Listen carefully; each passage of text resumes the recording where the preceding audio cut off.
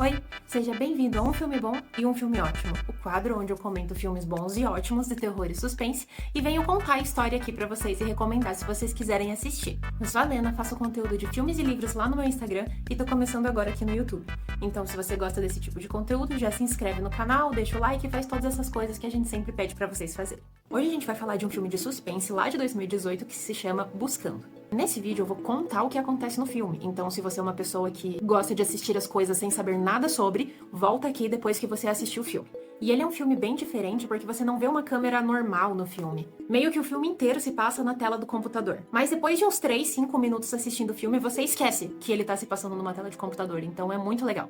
O filme começa apresentando a família Kim, que é o David, a Pamela, que é a esposa do David, e a Margot, que é a filha dos dois. Só que o jeito que eles introduzem esses personagens principais é muito legal, porque você acompanha o computador da família durante os anos. Sabe aquela tela de usuário do Windows XP? É assim que a gente começa a conhecer a família e perceber o que tá acontecendo na história deles. Cada membro tem um usuário, e quando o usuário entra no computador, a gente vê os vídeos de família que foram gravados da Margot aprendendo piano, da vídeos de família, de viagens e tudo mais. E no começo a gente vê os vídeos muito pela visão da Pamela.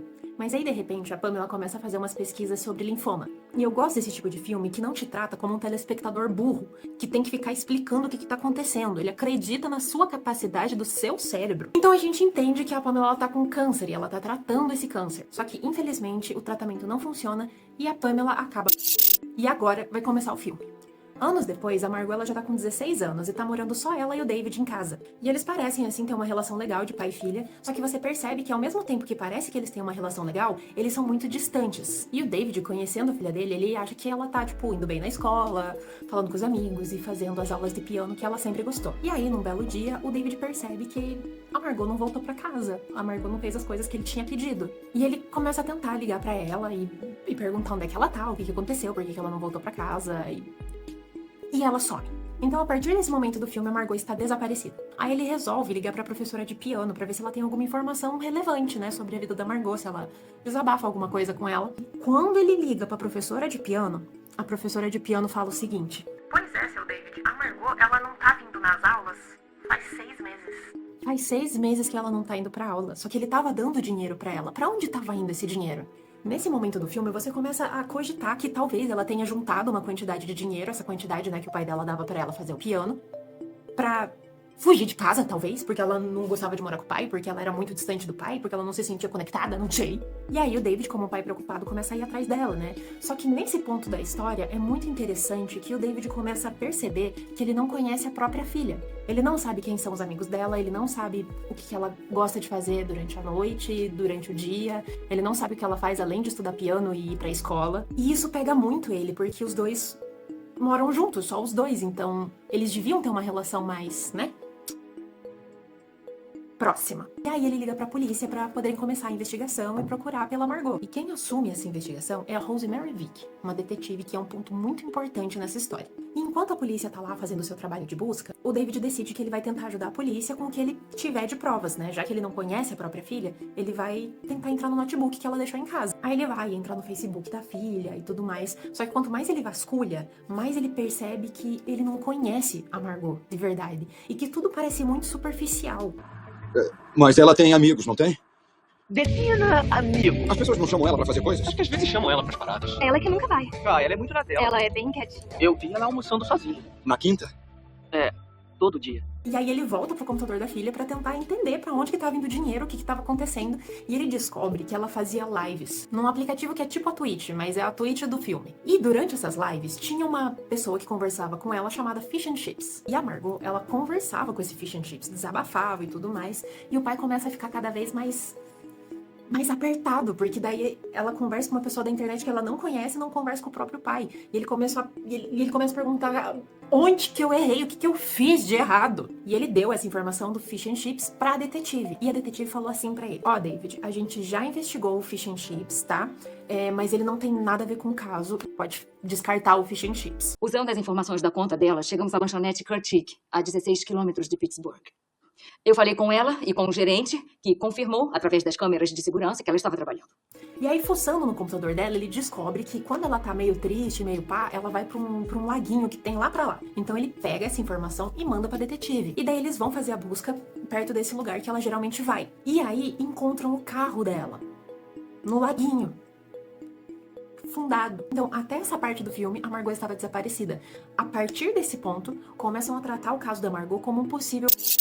E aí o caso toma uma repercussão, assim, gigantesca nacional. E aí que entra uma parte muito interessante do filme, que as pessoas da internet, elas começam a teorizar e postar coisas como se elas fossem as donas da razão. Então o pessoal começa a postar vídeo no YouTube, começa a fazer post em blog.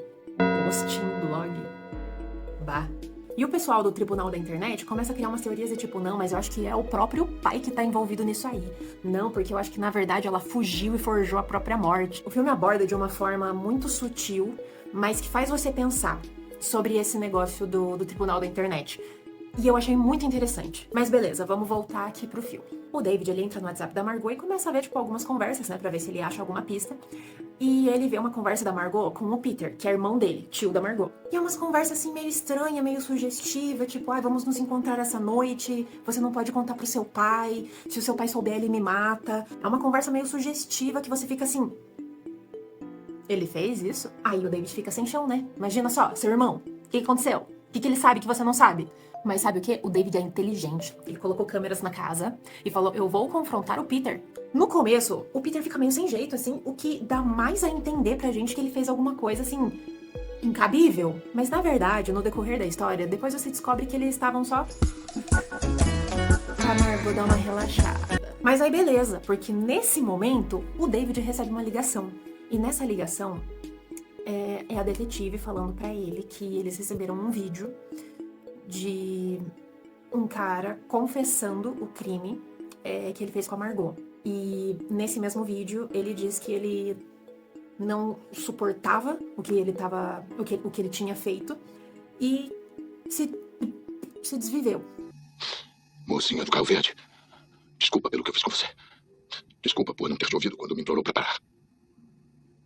Desculpa por bater em você, ser violento e enfiar você numa mala pra que ninguém nunca mais te achasse. E aí o David desaba, né? Porque até então tinha uma micro esperança de que a Margot estivesse viva. E com esse vídeo de confissão do criminoso, acabou, né? Acabou tudo. E é tudo muito triste porque você acompanha o David não acreditando no que tá acontecendo. E por ele não estar acreditando no que tá acontecendo, ele continua insistindo em fazer algumas pesquisas que não estão levando a lugar algum. E aí entra um ponto muito importante da história. O David começa a receber alguns e-mails de uns negócios de funerária, sabe? E quando ele clica nesse e-mail, ele acha um rosto familiar. Esse rosto familiar que ele acha é a modelo do banner do site, que era a mesma pessoa que tava com a foto do Fish and Chips, que falava com a filha dele. Então ele faz uma pesquisa e consegue o contato dessa moça modelo. E quando ele liga pra ela, ele pergunta, né, sobre a Margot, sobre o Fish and Chips e sei lá o quê. E ela revela que, na verdade, ela é só uma modelo e que ela tem várias fotos por aí que o pessoal geralmente usa, mas que ela não conhecia a Margot. E daí ele falou sobre a polícia ter falado com ela. E aí ela revela que não, a polícia nunca falou com ela. Ela ligou. Ah, que detetive? Eu não tô entendendo. A detetive Vicky, ela te ligou 4 dias atrás e você disse que estava trabalhando na lanchonete Moço, quando... nunca me ligaram da polícia. E aí o David pensa, ué, mas a detetive tinha falado que eles tinham entrado em contato? Mas na verdade eles não entraram? Por quê? Por que ela mentiu? E aí ele vai confrontar ela, só que até ele confrontar ela, ele descobre outras várias coisas sobre a detetive que vão explodindo sua cabeça. E ele também descobre que a detetive ela não foi designada para o caso. Ela escolheu ficar no caso. E quando ele vai falar com ela, perguntar o que tá acontecendo, no começo ela tenta dar uma desconversada, mas ela vê que ela não vai conseguir desconversar e que ela vai ter que confessar. A partir dessa parte do vídeo eu vou contar todo o final, então se você ainda quiser assistir o filme, pula pra essa minutagem aqui. Então ela confessou que, na verdade, o filho dela, o Robert, ele gostava da Margot há muito tempo, mas ele tinha muita vergonha de falar com ela.